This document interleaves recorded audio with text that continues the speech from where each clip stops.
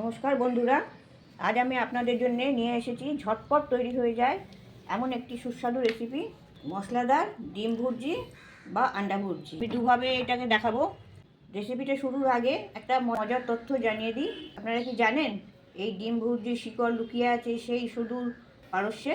পার্সিদের হাত ধরেই আসা আকুরি নামক পদ থেকে আজকের এই জনপ্রিয় আন্ডা ভুর্জির জন্ম। মুম্বাইয়ের ইরানি ক্যাফে থেকে শুরু করে সারা ভারতে অলিতে গলিতে আজ এই ডিম ভুর্জি ছড়িয়ে পড়েছে। চলুন আজ সেই ইতিহাসের স্বাদ আধুনিক স্টাইলে আমাদের রান্নাঘরে ফিরিয়ে আনি। ডিম ভুর্জি বানানোর জন্য প্রথমে কড়াইতে 2 টেবিল চামচ সাদা তেল দিয়ে দিচ্ছি, আর তার সঙ্গে মাখনের কিউব একটা দিয়ে দিচ্ছি। এতে তরকারির স্বাদটা খুব ভালো হয়। তেলটা গরম হয়ে গেছে, 4টে পেঁয়াজ কুচি এতে দিয়ে দিচ্ছি। খুব ছোটো ছোটো করে মিহি করে কুচি আছে। গ্রেটেড আদা রসুনের কুচি দিয়ে দিচ্ছি। আমি এটা গ্রেট করে দিচ্ছি বলে এই জন্য এখন দিয়ে দিচ্ছি। যদি পেস্ট হতো তাহলে এটা পরে দিলেও চলতো। 1 চা চামচ রসুন কুচি আর 1/2 চা চামচ আদা গ্রেট করা আমি দিয়ে দিয়েছি। এবার এগুলো একটু ভেজে নেব। এটা সামান্য হালকা লাল করে ভাজতে হবে। স্বাদ অনুযায়ী আমি একটা কাঁচা লঙ্কা দিয়ে দিচ্ছি। আপনারা যেমন ঝাল খাবেন সেইভাবে লঙ্কাটাও দেবেন। পেঁয়াজগুলো হালকা লাল রং হয়ে গেছে। এবার এতে কিছু টমেটো কুচি দিয়ে দিচ্ছি, তাতে 1 মুঠো ধনে পাতাও দিয়ে দিচ্ছি।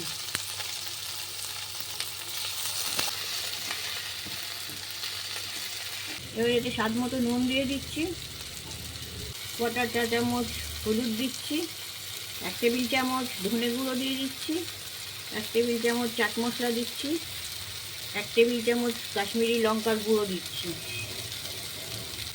1/2 চা চামচ জিরে গুঁড়ো দিচ্ছি, 1/2 চা চামচ গরম মশলার গুঁড়ো দিচ্ছি, 1/2 চা চামচ ঝাল লঙ্কার গুঁড়ো দিচ্ছি। মিক্স করে দিচ্ছি। আমি 4টে ডিমের ভুর্জি বানাচ্ছি, সেই মতন মশলাটাও তৈরি করছি।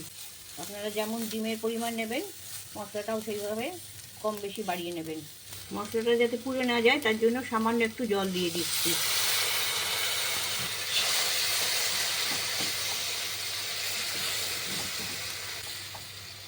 মশলাটা দিয়ে তেল ছাড়তে শুরু করে দিয়েছে। এবার আমি 1 মুঠো কুচনো বাঁধাকপি দিয়ে দিচ্ছি, সাথে আরও 1 মুঠো ধনে পাতা দিয়ে দিচ্ছি। ডিম ভুর্জিতে ধনে পাতাটা একটু বেশিই লাগবে, তাহলে স্বাদটা ভালো আসবে।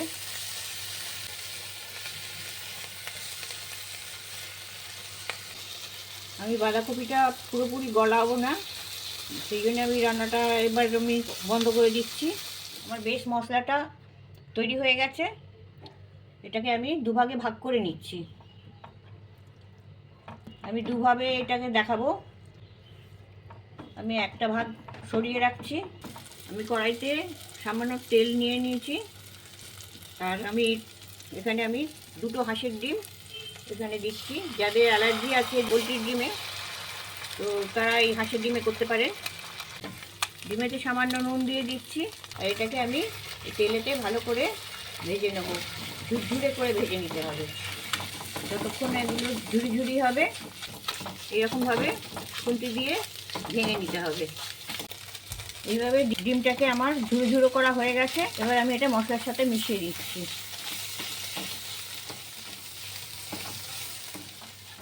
এটা আমার হয়ে গেছে। এবার আমি এটা নামিয়ে নেব। আমাদের 1 রকমের ডিম ভুর্জিটা হলো। এবার আমি আর একটা ডিম ভুর্জি দেখাচ্ছি। কড়াই আবার একটু তেল দিয়ে নিয়েছি। এই তেলে আমি বাকি মশলাটা দিয়ে দিচ্ছি। দ্বিতীয় পদ্ধতিটা আমি দেখাচ্ছি।